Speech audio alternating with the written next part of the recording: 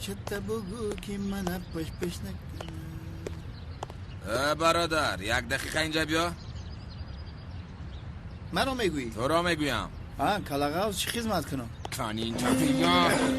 باشه چینجه کی شما؟ ما برای قرضی و سرداری مداشتت را به خاطرت آوردن آمدیم. اون قرض 50,000 میگویی؟ همون قرض تو نگیریم از اینجا به هیچ کجا نمیرویم. سردار گفت که در پایش میخ زنید. کانی پایت را دراز کن. اکا شما بیعقلین؟ در بین کوچه در پای آدم میخ میزنید.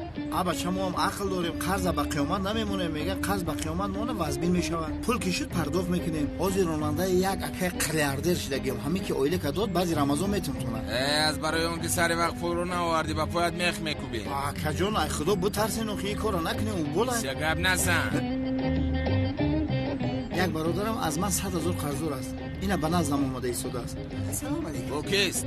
اگر حاضر قرضم رو کرد کار شما حل برادر گذارید رفته با او صحبت کنم. گوش کن حالا تو میروی ما تو رو در اینجا انتظار میشویم.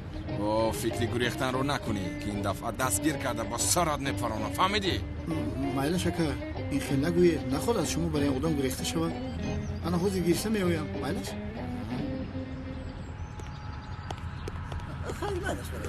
اکای جوهر دولت بسرون 130 سال شوی اکای جوهر اکای رقص کن دلدین دیل دیل دلدین دیل دیل. چیکار میکنی؟ چرا رقص میکنی؟ ای خدا تعالی من کاری تو حل کردم تو باشد میگی چرا رقص میکنی؟ چرا رقص میکنی؟ دلینه کار رو حل کردی؟ البته حل کردم. از راستی اکای جوهر مرده که سخن کرد در سخنش میستم. من گفتم که روزش میکنم هجری را روزی کردم خیر حلال بان بر تو پسرم. من تو گناهی تو را گرفتم مرا فره میکنم. تو فکر کردم بیا تو را بوسم. اکا من شیطان تشنه لای او میبرم میدونم. اما اکا میدونی هجری بسیار پسر شرمگین است. انا مسئله پول و مال اونقدر نظر میبینم. او با کارهای این دنیا سر و کار ندارد. میدونی که با اون دنیا سر و کار دارد. مسئله پول و مال رو با من گذاشت. یعنی هجری حالا زمین را با پول فروختن میخواهد؟ نه با بوسا میفروشه. البته که با پول میفروشه. چقدر پول میخواهد؟ چقدر؟ اکا جواب 50,000 تا کارو طلب. باورم نمیآید. بسیار با نرخ ارزان میفروشد. زمین را با نرخ ارزان میفروشد. بیا یک باری دیگر بوسه کنم تو را. لیکن اکا جوار و سوچخش 50,000 میگویی قسم اول شد. قسم اول؟ حالا زمین را به طریق کردیت فروختنی است. این کردیتش از کجا برآمده؟ این کردیت چیست بلا زنده؟ خدای به خدا که صاحب زمین من نیستم. این را با هجری حل کنید. در حال میخواهد؟ بله در حال. حتی بسیار در حال بسیار میخواهد. پرابلم بسیار وزمین داره بشورو. دیگر راه ندارد. کنون پول را بدیم. قسم اولش رو ده بگم میزنی. قسم اولش ها؟ بله. دیده آکا انا گیر. سه شما بگیر. ای خداوند امیریست که هر کس هر خیل میداره ده. انا اکا تو در اینجا بسیار نگرد. به هجری هم یگان گپ نگو که پسر شرمگین است از فکرش نگردد. در این بین شما من میونارم. هر چیزی شد به من میگوی. مایلش؟ یعنی این مسئله رو تو خودت حل بکنه. از من چیزی میخوای؟ تو منو میبینی حالا من به تشویش اکا وزنینی شما در گردن من. باز میبینی. سلام مایلش اکا بپرو گشتن. تشکر. خیر. خداوند همین تگو مشکل که دیگه افشا نبینیم.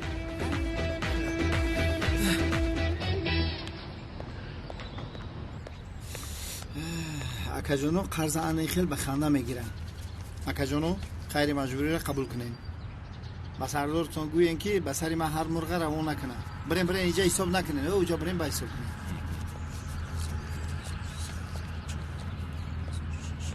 بیلسوم که مولان در رو یک قرضدار به خودش رو میزنه.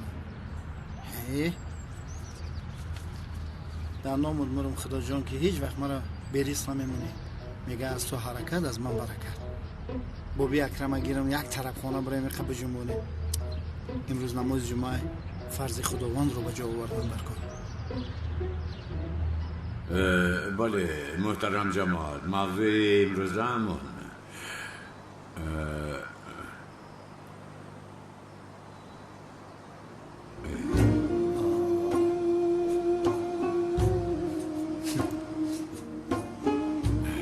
دفتر رو فراموش کردم.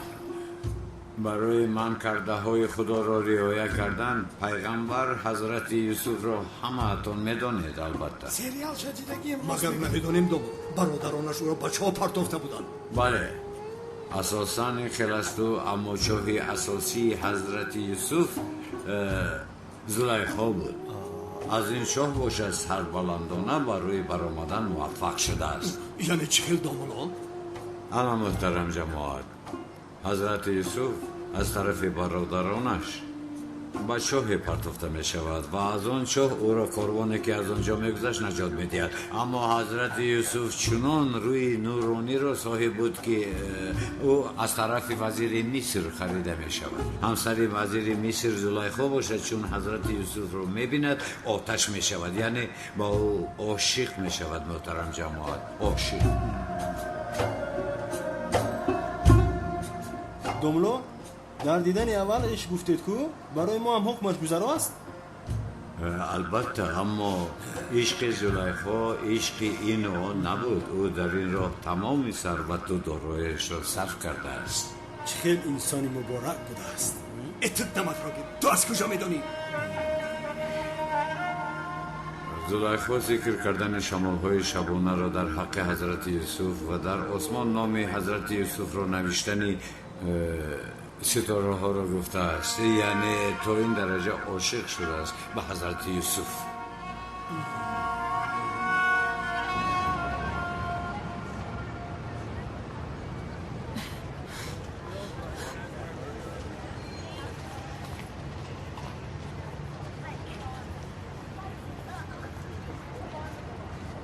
مرحمت. تشکر. سلام مانده نباشه. سلام، تشکر. به من زیا بیلگین در کار بودند. او داملوی مسجد است. زیا بیلگین؟ زیا، بله. غمگینم خانم، زیا بیلگین وفات کرده است.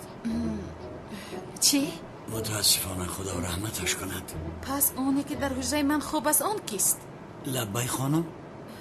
به شما نگفتم. یا خدای توبه، داملو زیا داملوی سوخته بوده است. محترم جماعت، حضرت یوسف بسیار بنده خوش اخلاق است. مردن را اولا می شمارد و همسر شاه با چشم بد نمی نگریست. در این حالت زلیخایی که عشقش را با فریاد اعلان میکند به گوش مردم میرسد. اما حضرت یوسف را دیده به عاشق نشدنش مگر کار سهل است؟ با من آدمانی را که گپ میزنن نشان دهد میگوید زلیخا و تمام زنها را به خانهاش دعوت میکنند. یک دسترخوان آراسته در نزد هر یک زن میوه و کرد میگذارد. زنها هنگام با کرد پوست کردن میوه ها نور روی حضرت یوسف آن مکان را با چنان نوری اسرارانگیز پر میکند که در آن حالت چشمان زنها بغیر از روی حضرت یوسف دیگر هیچ چیز را نمیبینند. در یک وقت همه در کجا بودند و چیکار کردنشان را فراموش میکنند. در این اثنا زنها دستان خودشان را میبرند اما چیکار کردنشان را نمیدانند. زلیخا باشد چنین میگه: انا من برای زیبایی بغیر از یوسف دیگر تمامی کلمه ها را هم از قلبم هم از لغتم بیرون کرده. جماعت عزیز، این چنان عشق است که برای این حضرت یوسف حتی زندانی شده است. چشم عشق انا همه خیلی کور است. دوملا، پیغمبر حضرت یوسف را چرا به زندان میپرتایند؟ این را من نفهمیدم. از سبب به عشق زلیخا جواب نگرداندنش ها دوملا؟ یا سبحان الله، با سر کردم. اینجا مسجد است، مسجد. ایرج، زنم چه بگی؟ ای نفقه خور، بسر نکن، پیشت را نگاه کن. از برای به عشق زلیخا جواب نگرداندنش، یعنی با دیگر معنا از برای به نفسش گوش ندادنش. محترم جماعت، برای به تهمت زلیخا گرفتار شدنش زندانی میشه. قصه رو با دوام میدیم. حالا نماز رو ادا کنیم. خدا از همه امان راضی باشه. جماعت صفها رو راست کنید. قامت گفته؟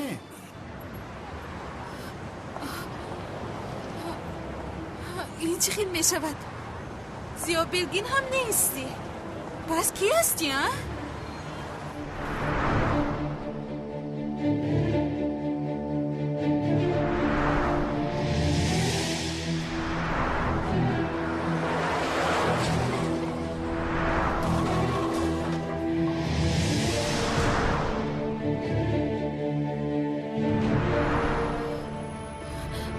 کی است این آدمه؟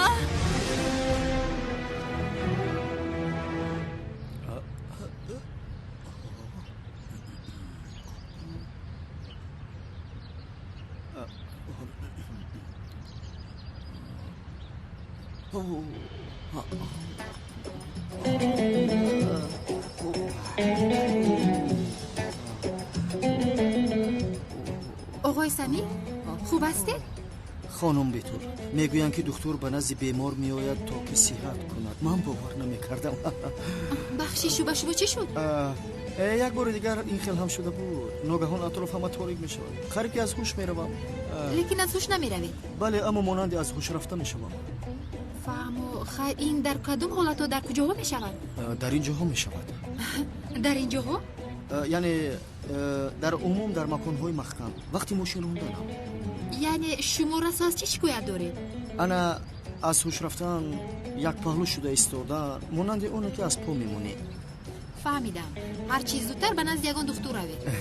حالا در نزد دکتر هستم؟ بله وون، لیکن من دکتری کودکانه هستم. سمی تو در اینجا چی میکنی؟ ناراحتم.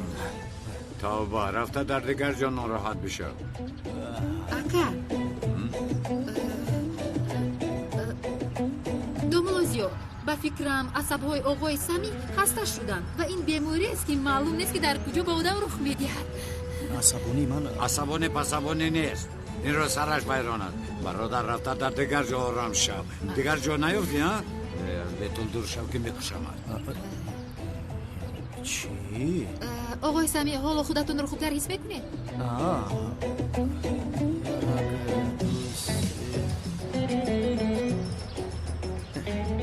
با فکرم خوبتر حس میکنم خودم رو. اما شما حتما به نزد یگان دکتر روید. در حقیقت سپاسگزارم. تا بازدید خانم بیتول. روز بخیر دوملا زیاد الله. گم شو. روز بخیر.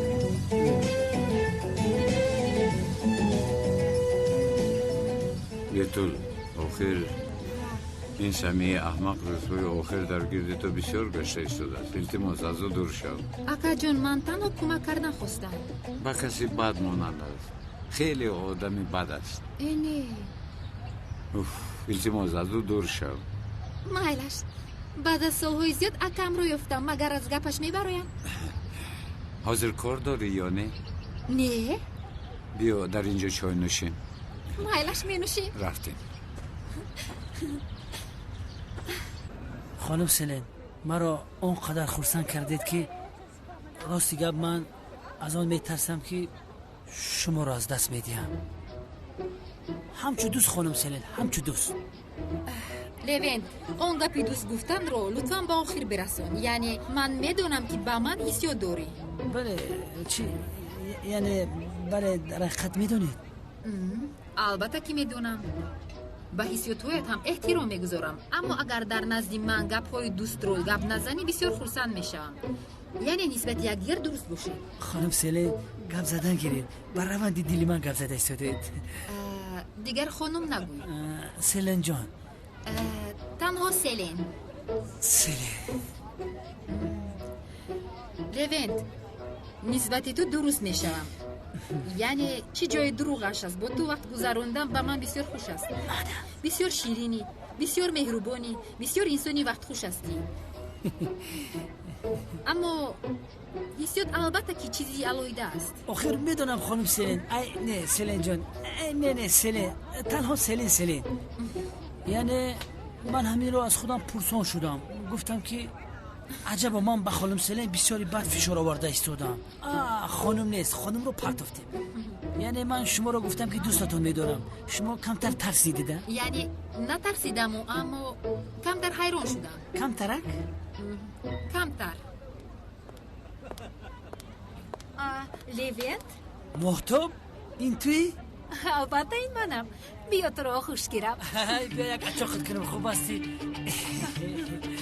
محتاب دختر زیبا بودی سرت را سرخ کردی باز زیباتر شده ای محتاب جان. از راستی میگویی؟ با خدا که راست میگم. با خدا که تو هم بسیار زیبا شده ای. من در اون میز نشسته بودم تو را نشناختم. تو نیز مرا ندیدی؟ نه جانکم. با چی کار مشغولی؟ از خفه کار و بار زندگی. من پلیس شدم. تو جدی میگویی که پلیس شده ای؟ اما من میدونستم. میدونی تو در کودکیت هوشیار زیرک بودی. گربه های در بالای درخت بوده رو دایم تو پایان میفرآوردی. اون وقت تو در خیالی چقدر دختران بودی. تو میدانی که اونها تو رو خیلی دوست می‌داشتن. اینه جانی خبر من کی ایزا کشید. من شاد شدم. نامی من سلین. من هم شاد شدم. وای اولادور شدی علی بی؟ نه جانم مگر خیلی میشود. ما تنها با خانم سلین دوست هستیم. مرا ببخشید که شما را شناس نکردم. ماهتاب دوستی کونه من از ایام مکتبی از سال 91 92. در مکتب میانه دایم یک جایی بودیم یعنی همین خیر. این باشد خانم سلین دوستم یعنی که دوگانم. شما هم پلیس هستید؟ نه پلیس نیستم. باشد هیچ کس مکمل نیست. ماهتاب ببین کو بشه چخ کنیم بشی بنشینم مرحمت چین تو نمیرسیدی. ماهتاب ببین چیکار کرده گشتی شو کردی نکردی کنی گپ زن. نه از کجا؟ دختر تمامی بچهای مکتب اقفات میدویدیم یختش نگرفتی. پسرانی زیبا هستند و میدونی مانندی تو خوب و با معرفت نیستند. ببین ماهتاب جان رحمتی کلانو کمتر از گپات ایسا کشیده است. چرا شرم میکنی؟ من راستش رو گفته ایستادم آخه. تو بسیار پسری میفهمیدگی هستی. اونی که با تو ازدواج میکند راحت میکند به خدا. مدام که این خیل است تو بوله اولادور شوم این خیلی بسیار شخص میفهمیدگی. من بعد از چی میروم؟ با راحت صحبت کنید. با او چی شد؟ لیوین راستش رو بگو این دختر دوست داشته ای تو؟ چرا نگفتی؟ نه از کجا ماهتاب ببی ما دوست هستیم تنها با او دوست هستیم. این چی نزدیکی هستن؟ چی شده ایستاده است آخر؟ نه تو بسیار زیبا شده ای. نه تو بسیار پرقوت شده ای. چی شده ایستاده است؟ چی شده ایستاده است؟ دوستی هم حد و حدود دارد. این چی صمیمیت است آخر؟ بلیوین هم حلال بود. من در میز نشستم اون دختر اومد مرا فراموش کرد. حیف بود.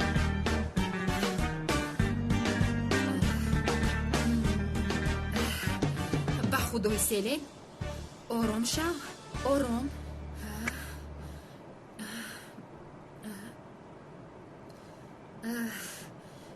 آرام شو. آخر این دختر کیست؟ به نخونی من نمیارزد. از او دیده من بسیار زیبا هستم. هم آخر لیوین مرا دوست می‌دارد. البته آخر لیوین مرا دوست می‌دارد. مرا ای سلین تو چی گفته ایستاده ای؟ اخلاق رو گم کرده ای. سرسته نبود.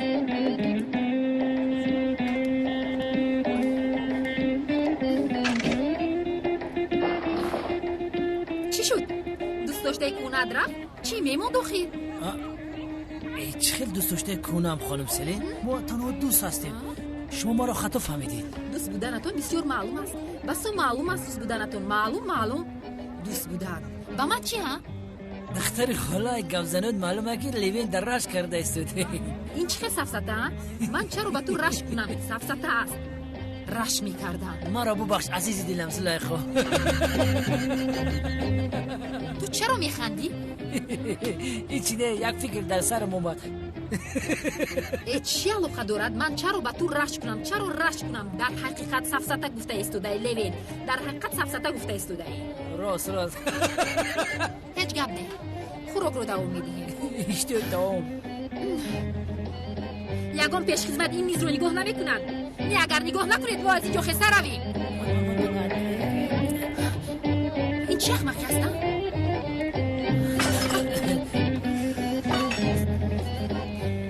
تمام خانم سلین کسی اکتا دور پرتا ما ایشم بشکن.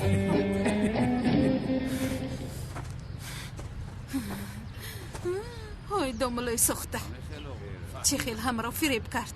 از همه بسیارتر مرا. این رو بین این رو چه خیل خودش رو مانندی دنبالا میگیرد. شیطان. اما من به تو نشان میدهم. زیا در حال به اینجا بیایید. لبای خانم لطفاً یک به اینجا می آیید. با اجازت شما.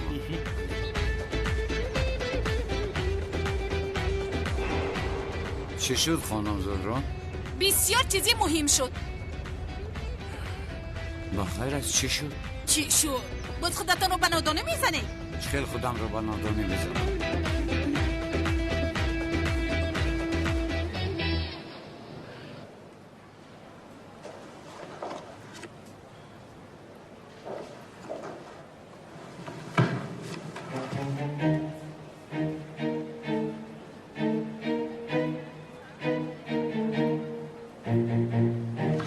شروع میکنیم.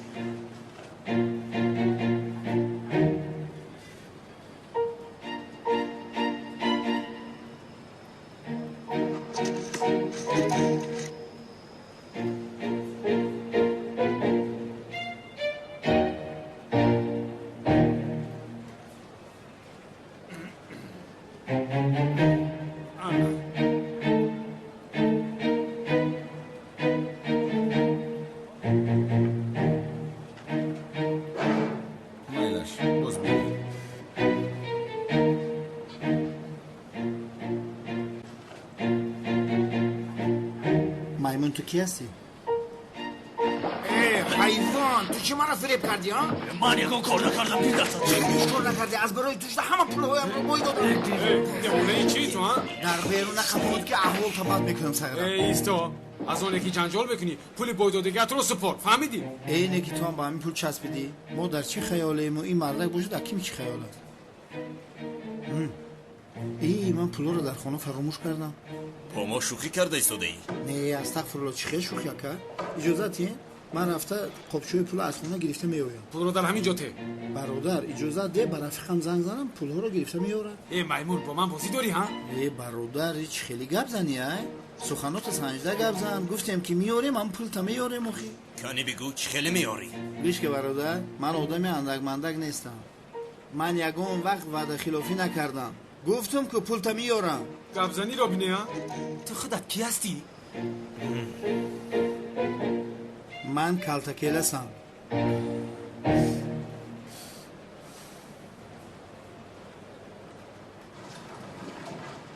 بله خانم زهرا گپ زنه جوابتان رو انتظارم. من چیکار کرده ایستادم؟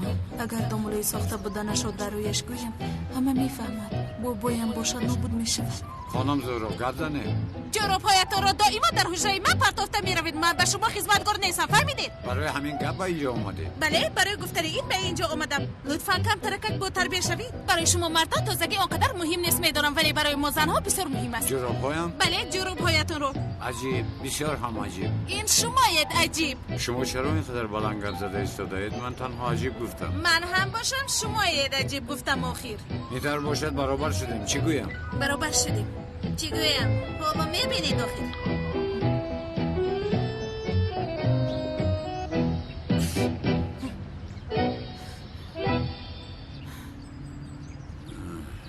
خدایا صبر بده. اکا از روسی که کلتکیلس تو هستی؟ چی شد؟ معقول نشدم؟ یا گوشهای تو کر است؟ گفتم که آدمی اندک مندک نیستم. بخشی شکر ندونستی؟ استغفرالله بچه‌ها این خیلی شدنش ممکن این خیلی میشود. غمگین نشوه. خیلی که وعده دادم پول قرضت رو میارم. ایلش اگر نفورم نمیارم. فهمیدی؟ خیر بچه‌ها شما رو برای میبخشین اکا شما رو یک ثانیه ممکن؟ چی شد بخیر است؟ شما رو باید به نزد سردار بری. برای چی من رو نزد سردارت میبری؟ اکا سردارم مخلص شما هست. اگر اومدن شما رو فهمد و شما رو به نزد او نبردنم رو فهمد ما رو بسیار جنگ میکنند. مخلص من است؟ شما رو باید به نزد او ببری. از نام من به سردار سلام بگو. دفعه دیگر روز دیگر که اومدم میدرایم. مایلش اکا لیکن حاضر باید به نزد سردار روی. گفتم که روز دیگر اومدم با پیشش میدرایم. اکا جان لطفاً به نزد او برویم. من فهمیدم رفیقان شما رو همراهی کنن. خیر مایلش امروز شما رو میبینم. تمام مایلش. اکا جان رفتیم اکا. پیش دارد بچه‌ها. زود به سردار خبر ده. مرحمت. خوراکی بسیار روزی رو خوردیم. مرا ببخش جانم. خوش آمدید جانم. خوش باشه جانم. کنی بگو کی با کی یک جویا بودم؟ با کی؟ با لوینت؟ زهرا؟ جانم یگون چیز شد؟ با یک دوستم گپ زدم به همین خاطر سرم درد دارد. یعنی او چی گفت که سری تو در دارد؟ از آدمی که با او اویله دارست در اصل از دیگر بودن اون آدم شبه داشته است. این چی معنا دارد؟ دختر فکر میکند که با شخصی مهندس و نامش ازگور اویله دار میشود. بعد یک روز میفهمد که آدم نه مهندس نه نامش ازگور بوده است، یعنی دختر را فریب داده است. این خیلی شخص نبوده است. اگر تو میبودی چی کار میکردی سیلی؟ راستی گپ زورو اگر من میبودم راست از شوهرم میپرسیدم.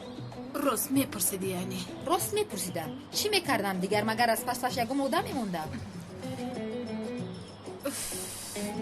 ای زورو، در این باره یک فیلم تماشا کردم. آدم قاتل شدید است. به خدا بسیار ترس‌آور. وای سلیلی بس کن، مرا نترسان. آخر من خودم از فیلم های دهشتناک میترسم.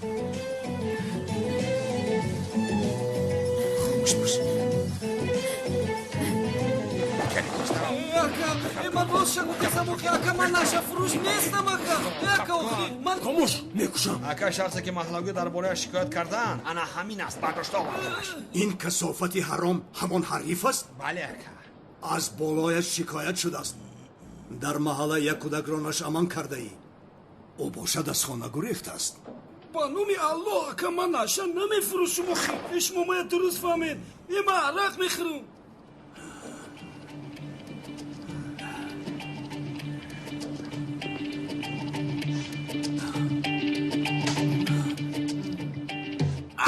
این کار را رد نکن که جزایت وزنین می شود. بریگه هر را اکا مرده او را یک لطو کوب کنم. این مراتبه راست گفتی. خیر نباشد میخورم. اکا جو رحم کنید. التماس رحم کنید. من یا ولی کلو نمیخورم. ای خنیگا، تو مگر با کودکان مردم رحم کردی که ما با تو رحم کنیم؟ مرا گوش کنید. با این نشه جلاب مقدار زیادی نشه دید تا که بهوش شود. بعد با گرداب دریا پرتوید. بگذار گرداب دریا او را به خری زمین برد. جای این نشه جلاب دوزخ است. یعنی پیش درا. اکا یک چیز گویم. انا این مسئله کشتن رو از داملو پرسیدن در کار گناه است گفتم داخل.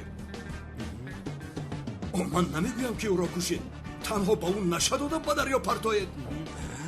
فهمم. مایلش رفتید. پیش درا. ایستید. یک دقیقه. یک رفته کنی از دامولا پرسیم که این با کشتن داخل می شود یا نمی شود. از دامولا یک دستور گیریم کنی رفته. کنی پیش درا.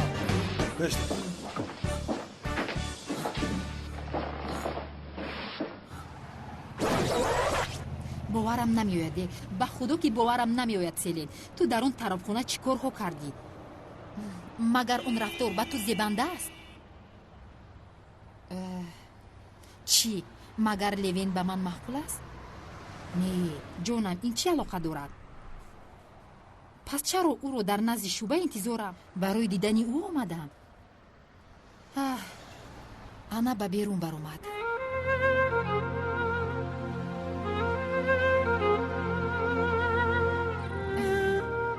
چی یعنی؟ من با او عاشق می شوم؟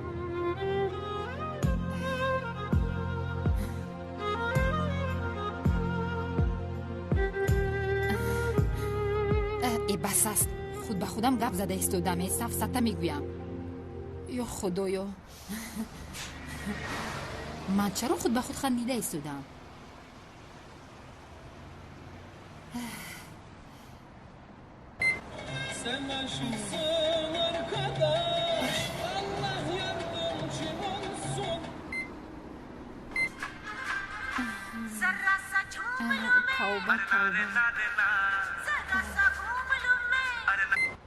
ای بس است آخیر. سفسطه نگوی. لوین تنها دوستی من است. دیگر از این زیاد باز چی می شده؟ از این زیاد شده نمیتواند.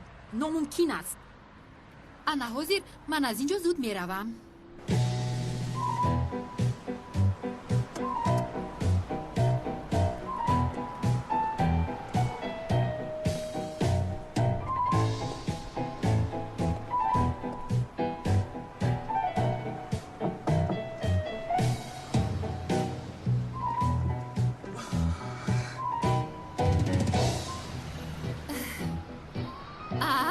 لوین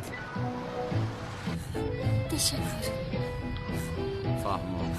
سلام علیکم دامولا. و علیکم السلام. اکا ما هم جشینه. مایلش.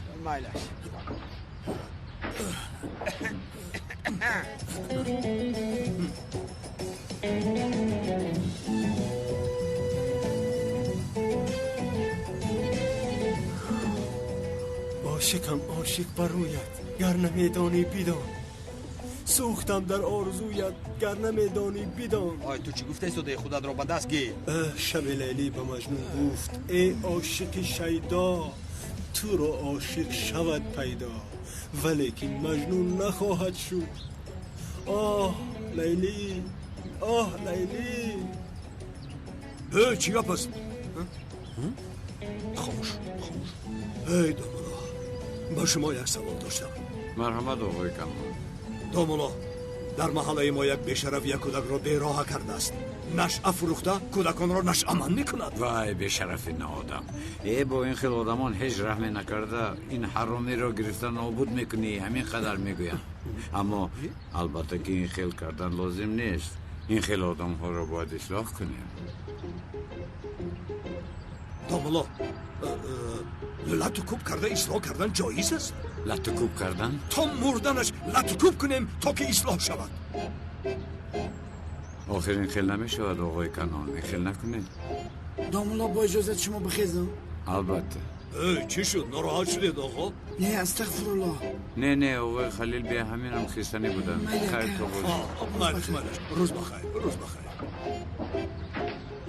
ای خانم سله شما در اینجا چی میکنید؟ برای اومدن تا میمونم. ممنونم. من از دیدن تو بسیار خرسند شدم. کدام شما رو به اینجا آورد؟ یک دقیقه مگر شما به اینجا به دیدن من اومدید؟ تو چی سفسطه گفته ایستاده؟ من آخر چرا برای دیدن تو آیم؟ چرا بیایم؟ تو چی رو اشاره کردنی لوین ها؟ چی رو اشاره کردنی؟ نه استغفرالله خانم سلیل من هیچ رو اشاره نکرده ایستادم. یا خدای توبه مگر شهروند عادی اومده در نزد شعبه پلیس ایستاده نمیتواند. تو چی گفتنی هستی؟ چی رو تو اشاره کردن میخواهی؟ نه آخر. ها آخر یک دقیقه من یک شکایت دارم. شکایت دارید؟ بله شکایت دارم. مایل شکایتتون رو با من گوید. چی؟ من ماشینم رو در مکانی خطا گذاشته بودم و من جریمه ننوشتم. چی خیر ننوشته باشم باز خوب. لوین ماشینم رو میگویم با جای گذاشتم که در اونجا گذاشتن ممکن نبود. یکی دیدم که به همه جریمه نوشتن با من. چرا به من ننوشتن؟ چرا حتی دیدم که آینه پاکنکو در جایشون ایستادن. از دیگران باشد برداشته بودن. چرا از من در جایش ایستادن؟ لوین جان لطفاً از تو خواهش میکنم با شعبه های بازرسی اتومبیلی بر رفیقانت این حالت رو خبردار میکنم. من نمیخواهم که حق دیگر آدمان به من گذرد. حق یگان کس به من نگذرد. مالش خانم سلی اینجا شعبه پلیس است بیدیا نیست. من گپم رو گفتم. خیر تا بازدید خودت رو احتیاط کن.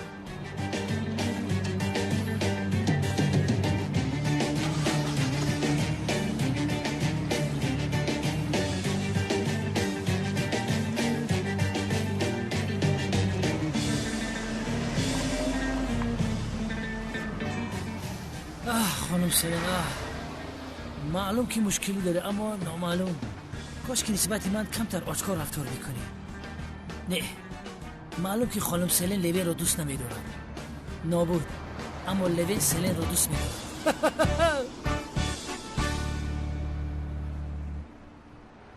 دومولا لبه میدونید من با شما وعده داده بودم که دیگر اصلا آدم نمیکشم. من از گپم نمیگردم. من میگویم که این دشت جلاب رو با دریا پرتافته کشم میشود.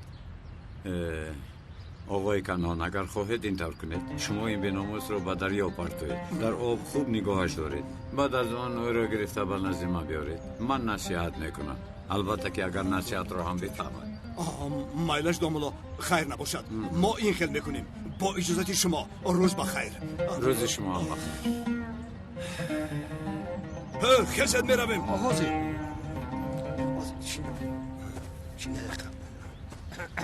لیلی من سیوال جان السلام. تو را بسیار دوست میدارم و میخوام که یک سر رو دوست سر کنیم. تو رو مگر به حبس نکشیده بودن؟ برای دیدار تو رو دیدن از محبس فرار کردم. های مرا گوش کن از اینجا نبود شو. مرا به داد زدن مجبور نکن. من دیگر با تو کاری ندارم. دفشن زود باش. خیر جانا کم عصبی نشو. رفته است دادم بیرم مایلش خیلی شرف میروی.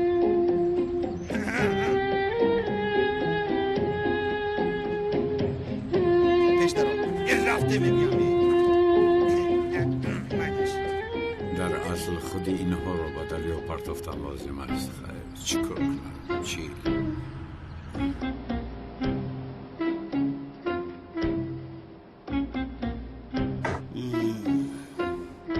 یعنی کالتکیل از خودت بوده ای؟ بله منم. من بسیار هم مخلص تویم.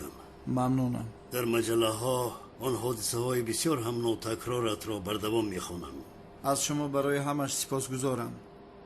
تو دیواری راست را هم میبرآمده ای. چقدر خواهی میبرایم که، اما البته که اگر دیوار راستی بد باشد با آن هم برآمدن کمتر مشکل است. کمتر چخروپسی باشد آزادانه میبرایم میروم، با من مشکل نیست. من کالتکیل هستم کو. بسیار خوب، کن یک برای ما دیوار را برای ما هم بینیم.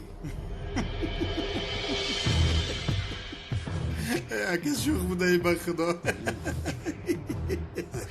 برای شما که به خدا که بسیار شما شوخ بوده اید، بسیار شوخ بوده اید. شما با مثل همون پدری که برای پسرش میگوید پسرم کنی به همین دیوال یک جهیده برای امک‌های دم گیرند. که این ناسکشی نه، دیوال برای کاری آسان نیست. چرا سپورش میدید شما؟ این چخیل گویم هنگام عملیات خود به خود الهام میوید میبرایم. یعنی این وقت ساعت دارد به سپورش نمیشود. راست میگویی، با تو آشکارا گپ میزنم.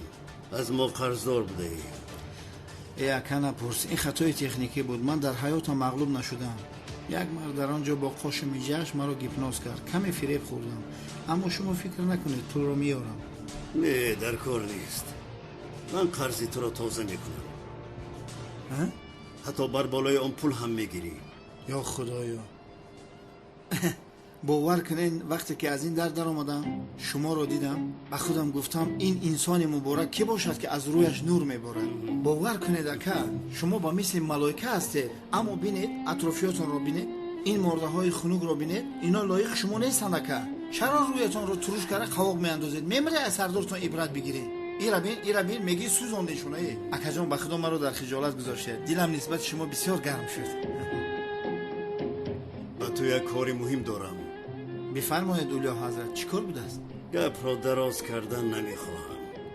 از آثار خانه ملی همون یک دو چیز را دزدیدن لازم. من چیکار میکنم؟ چخیل دزدی اکا؟ از من نرنج. و تو بر این یک قهرمان بی‌نظیر کلمه دزدی کمتر ناجا شده، اما تو این رو چخیل میگویی؟ نه اکا، ما هم دزدی میگوییم، اما این کار ناگهانی شد. خوب، از راضی شدنت خرسند شدم. تا پگاه شب به تو مهلت. من این کار را حل کن. من این رو بگیر. اکا من که راضی شدم؟ من حالا مسئله رو نفهمیدم. این چه رفتار است؟ این چی است اکا؟ در آنجا درباره چیزی را که باید بدزدی نوشته شده است. تمام معلومات هایی که به تو لازم می شود در آنجا قید کرده شده است. یگان جای نافهمی هست؟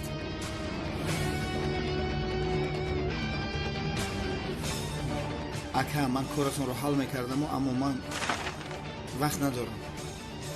همین که وقتم شد اولین فرمانی که به جا میارم فرمان شما است. راستی گرم این کاری میده چویده است. وقتی خالی که شد حل میکنم. تمام؟ از دیدارتون شدم. خیر یا بسم الله. ایست. مرا گوش کن، این حجت در تو نیستد. اگه ساعت 10 به این سراغ میایی قرضت رو تازه میکنی و بالایش هم پولی نقد میدیم. شرط همین است، هر کسی که با خواست من راضی نمی شود او را نیست و نابود میکنی.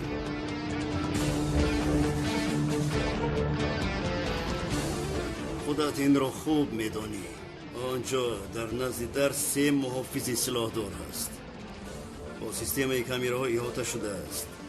نام تو بیهوده کالتکیل نیست. تو با یگان واسطه راهش را یافته به داخل می‌داری. من حجت ها را گرفتم اکا. کارت حل است. این طور باشد دست به کار شد.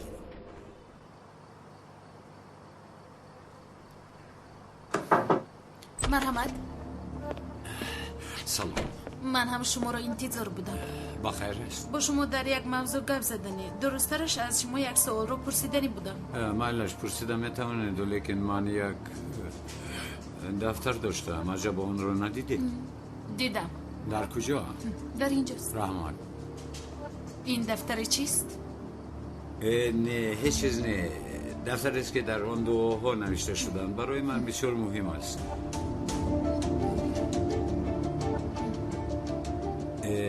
شما چی پرسیده نبودید؟ داملا زیا. لبای خانم؟ یا که مگر یگان نامی دیگر میگفتم. یعنی چی خیلی؟ چی گفته نبودید؟ مرحمت.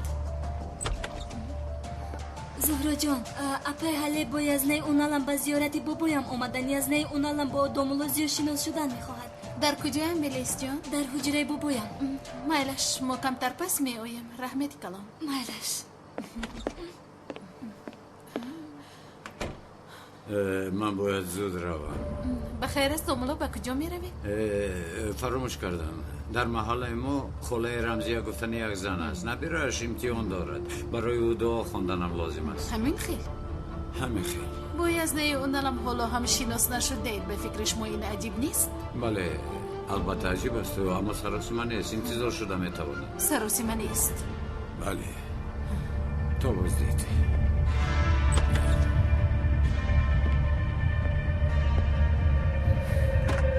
سراسیمه نبوده است.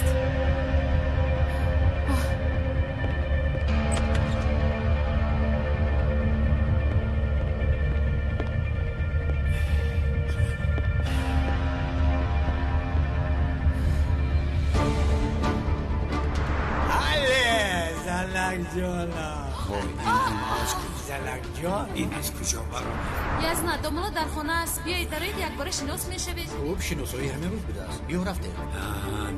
بیا شناس شویم. همین تو نمیرسیده آخر. بیایید. داملا زیا. داملا زیا. حاضر در همین جا بود. به کجا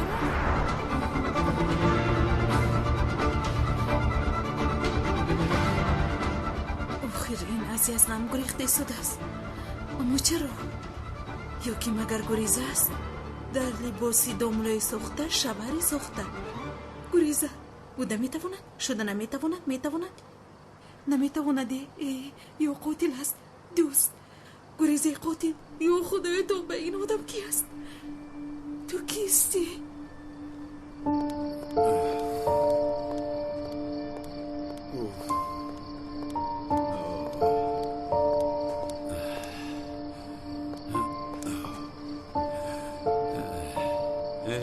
برباس درد نداری خواب میره. من چیکار کنم؟ با بیتول همه چیز رو گفتم. کانون از یک طرف و نال از یک طرف از پیام هستن. این خیلی نمیشود آخر. روزی میشود که من رو دستگیر میکنن. دردم تمام نمیشود. نه تمام نمیشود. ببخشید آقا وظیفه من نیست اما ناگفته گذشته نمیتوانم. شوکتی که دربارتون همچون راننده گرفتید اونقدر آدمی باوری نک نیست. این چه گپ است؟ این رو چه گویم؟ شوکت دوستی از من نزدیک کلت کلس است. حالا میگوید که او نمیخوریم اما باز هم به او باور کردن لازم نیست. کی گفتید یزنا دوستی نزدیک کیست؟ کلت کلس. عزیزم حالا هم کلتاکلوس میکنی. خواهش میکنم در بوره و گپ نزن. اگر مرا حرمت نکنی اقلا بابایم رو حرمت بکن. ای بس است آخر. حله این چی علاقه دارد؟ بگذار اهمیت نده دخترم. میگن که جان میبراید و عادت نمیبراید. اما ما با این جناب به همش عادت میکنیم. همین طور نه داماد جان؟ من چی گفتم که؟ تمام دیگر گپ نزن. شفقت هم دوستی نزدیکی دومولوزیو و کلتاکیلس است. دومولوزیو هم در اصل دومولو نیست. یکی دومولو باشه نامشو ایواز کرده باشه. دیوانه میشوم. زهرا جان خوب هستی؟ خوبم اپا. برادر تو رو بسیار یاد کردم. چه خیلی سازی تینجی در بیرون چی میکنی؟ با شریک چند شب داری؟ وای دامت رو گیر. باز از آمدنت خیر نیست. باز سر در بالا است. چی شد؟ باز قمار. با کمکت احتیاج دارم کلاس. شوکت با من در باره قمار گپ نزن. از راستی که سرم حالا بسیار ویران است. خدا جزایت رو دهد. تو دیگر اصلاح نمیشوی. کلاس جون وضعیت بسیار متشنج است. به خدا یاردم نکنی میکشم. وای شوکت تو مگر با من فایده میاری که با میزی قمار میشینی؟ با خدا همین مراتب آخرین بار آخرین. بس کن شوکت، از برای خدا بس کن. برای نجات تو من چیکار کردم؟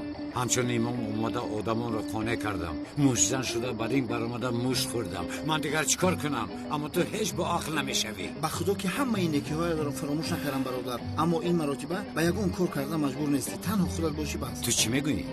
انا وای آدمان چون به سوی من هجوم کردن، البته به خاطری که قرضم رو پرداخت کنم. بعد از چهار طرف به سوی من حمله کردن، دیگر منم یگون ندانستم که چه این وضعیت برایم. با اون آدم‌ها گفتم که من کالتاکیلاس هستم. کالتاکیلاس هم گفتی؟ بله کالتاکیلاس هم گفتم. برای اون که با من باور کنند که از یگان جا پول مل دزدیده قرضشان رو پرداخت میکنند. دیگر گپ نبود که کالتاکیلاس هم گفتی. این خیلی نگو برادر، تو قهرمانی مشهور هستی. چون گفتم کالتاکیلاس هم همش مرا الکی حرمت کردن، راست ایستادن. گپزنیشون دیگر شد، مرا راست به نزد سردارشون بردن. سردارشون مخلص تو است. شوکت از راستی حاضر دهان و بنیت رو میشکنم. گفت که مادامی که تو کالتاکیلاس هستی برای پرداخت کردن قرض و برای پول کار کردن برای من یک کار میکنی. یعنی از کجای رفته چیزی رو دزدیده با او بردن در کار. نقشه‌اش رو به من داد تا پگه سر باید این کار حل شود وگرنه من رو میکشن. شوکت بسیار کارت وزین است. از دست من یگون کار نمیآید. با تو برای کار. ای برادر تو چرا میگویی اگر این کار رو اجرا نکنیم او من رو میکشد؟ او از یک جای میگوید دوست که بسیار مشکل است. من چه خیلی میدوزم. من چی این رو پیش از آنی که با اونها من کالتاکیلاسم گفتن باید فکر میکردی؟ برادر آن آدم‌ها بسیار آدمانی خطرناکند. اگر با من کمک نکنی من زنده نمیمونم. زنده نمان آخر. فهمیدی برادر زنده نمان. تمام مخلوقات های طبیعت مقصدی زندگی دارند اما تو چی مقصد داری نفهمیدم. با تو میگویم که آنها مرا میکشند تو باشه عالم حیوانات نقل داری. برادر تو مگر فکر مرا نمیکنی؟ فکر میکنم. من تو رو از حد زیاد فکر میکنم اما تو مرا فکر نمیکنی. باز آمده در اینجا با من گپ میزنی یا خدای توبه. خدا بزنت ای.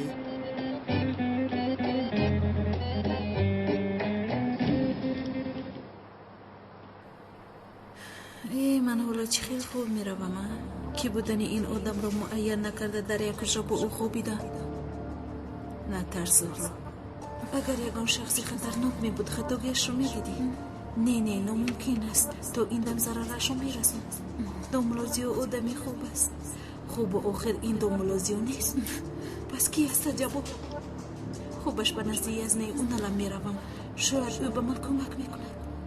اما بعدی اون بابایم هم میفهمد. باز بیمار میشود. نه بابایم حتی کسی نمیفهمد. نباید فهمد. کی است این آدم؟ کی؟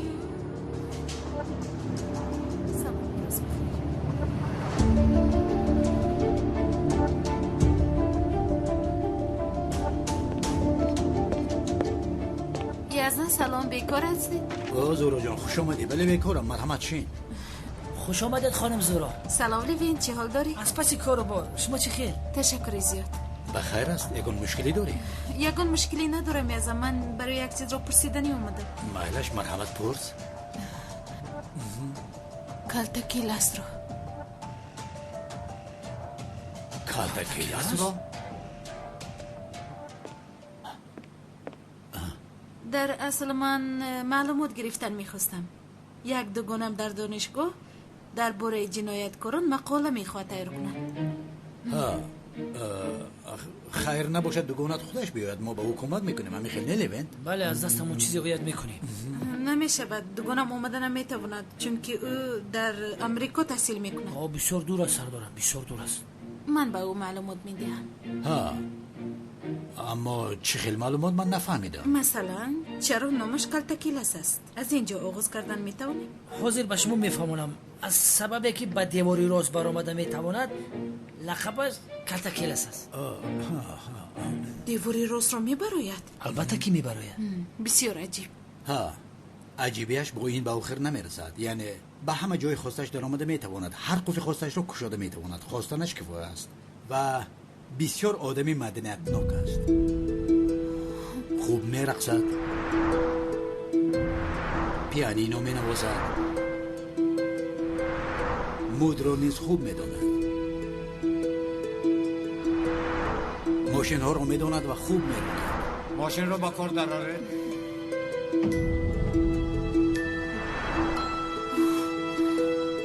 کتفش باشد یک رسم کارتکلاس کشیدگی است.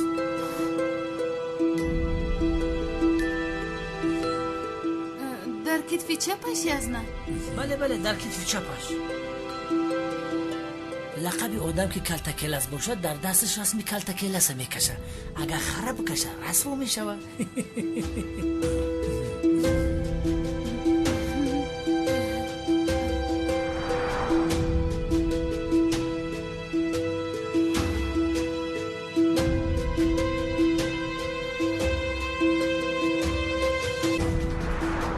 خانم زورا سردارم اونال با شما چخیل دستگیر کردن کلتکلاس رو فهمون؟ بس اصلی به یک لحظه سردارم بس نیست، باید من با خانم زورا فهمونم. اکنون گوش کن، سردارم اونال یک حیات از قفای کلتکلاس میدوید. یک روز کلتکلاس به درون آتش در آمده یک طفل رو نجات داد. از درون آتشی تفسان بچه اکی غلچبه که بیرون برآورد. گفته مرده کلتکلاس جوان مردی حقیقی است. او اگر طفل رو نجات نمیداد سردارم هرگز او رو دستگیر کرده نمیتوانست. بزرگی بیرون برا آخر سردارم من پیسرم برا گپ رو نمیفهمی. راستی که با گفتیم در بالا ماندیم. لون اوکی. بی فرانسه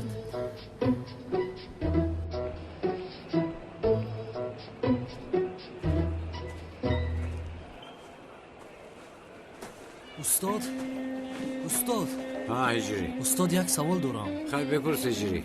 استاد قرضی با فایز چی بگیری چی بدهی گناه هست همین خیلی؟ بله استاد یعنی که ریبا حرام است همین طوره؟ استاد من همین رو مشاهده کردم. هر کسی که قرضی با فایز گرفت عاقبتش بد شد و با قرض خود زد. تو چی قرضی با فایز گرفتی؟ نه استاد دوستم اوجی نعمت قرضی با فایز گرفت و حالا در وضعیت متشنج قرار دارد. هجری ریبا البته حرام است. استاد همین رو پورا فهمونید من نویسم و به حاجی نعمت گویم که این حرام است.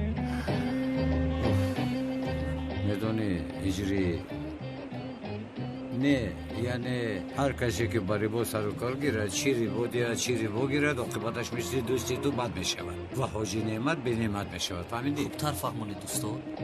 هجری با آدم روزدار بسیار سوال نده که گناه است. استاد شما هم روزدارید بگاه خانه بیاید افطار میکنیم. افطار است وقتی روزکشایی شده. تمام شد مایلش. گوش کن هجری در حق دوست دعا کن. در اونجا اول دوست تو گناهکار است که قرضی با فایز گرفته است. او میدونست که این کار گناه است اما دیده و دانسته خودش رو به چاه پرتافته است. در این ماه مبارک در حقش دعا کنید تا از قرض خلاص شود. مایلش بگذار شبانه هم روزه گیرد. همین طور خداوند کارش رو سبک میکند و با او بگو دیگر قرضی با فایز نگیرد که عاقبتش بدتر می شود. فهمیدی؟ فهمیدم استاد. خوب فهمیدی؟ همش رو نوشتم استاد. خوب مایلش همین چیزی که با تو گفتم با حاجی نعمت میرسونی. مایلش خدا از شما راضی باشد استاد. رحمت از تو هم.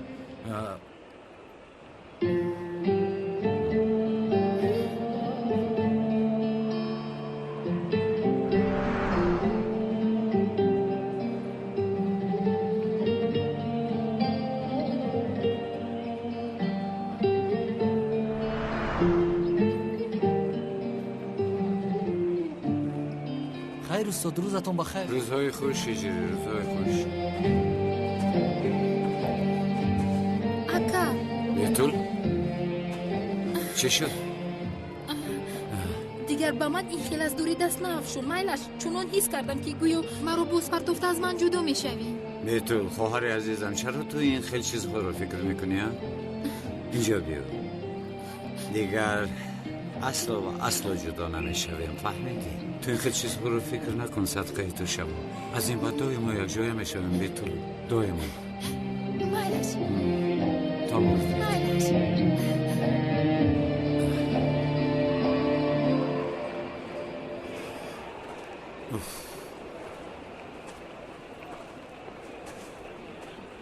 یه زمان به این آدم بسیار تعجب کردم. یک صورتش رو از نزدیک دیدم میتونم؟ صورتش؟ متاسفانه صورتش نیست. صورتش نیست؟ نیست. تشت‌هایم صورت‌هایم هر چیزی که در برای من است یگان تاش رو نشان نمیدی. فهمیدی؟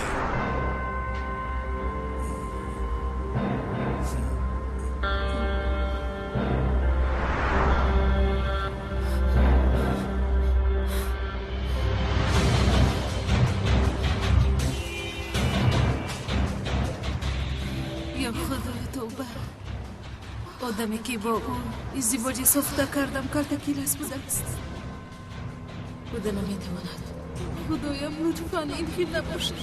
калтакилас набошад.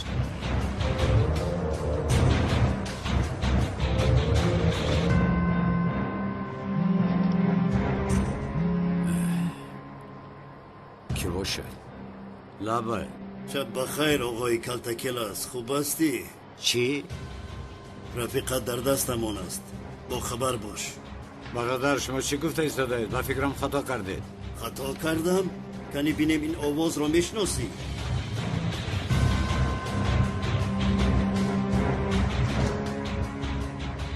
برادر نه دیوال دبر اومدم که چپه شیدم بیا مرا نجاده. شوکت قضا دمگی گردم کفید.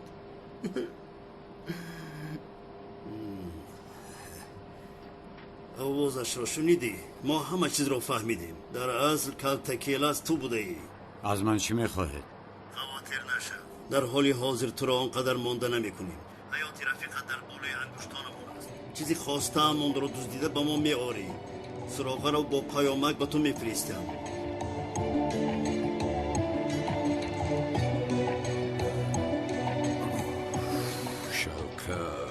شوکت در اینجا خودم با یک قطار مشکلی ها رو برویم، از دیگر طرف تو میبروی.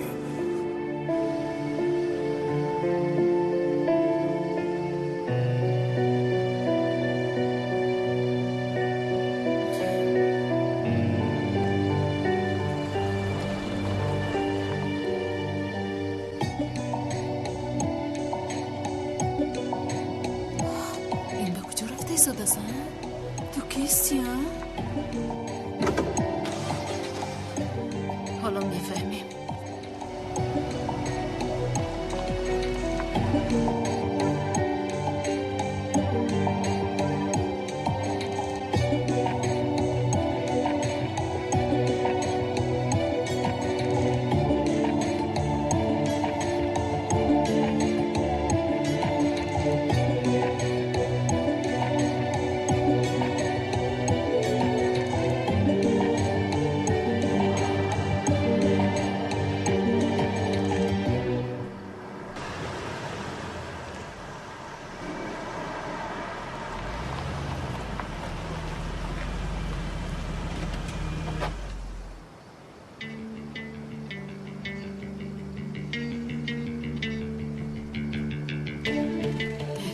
شبیه این در حوصلخانه چی میکوبد؟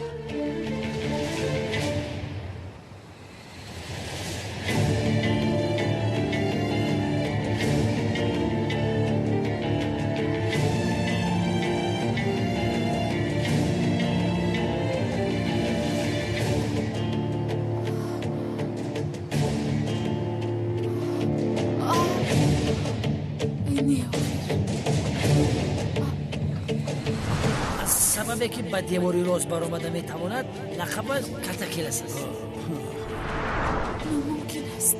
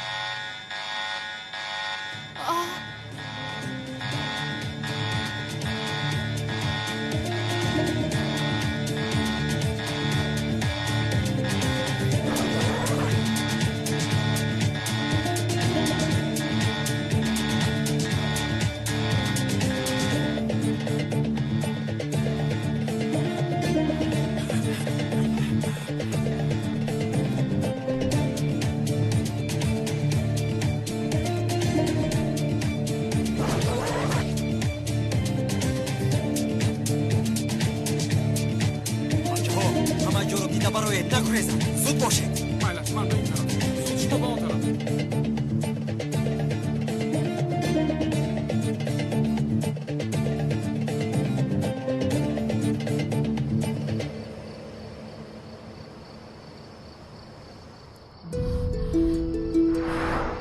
یک بار چوبم مایزده شده بود که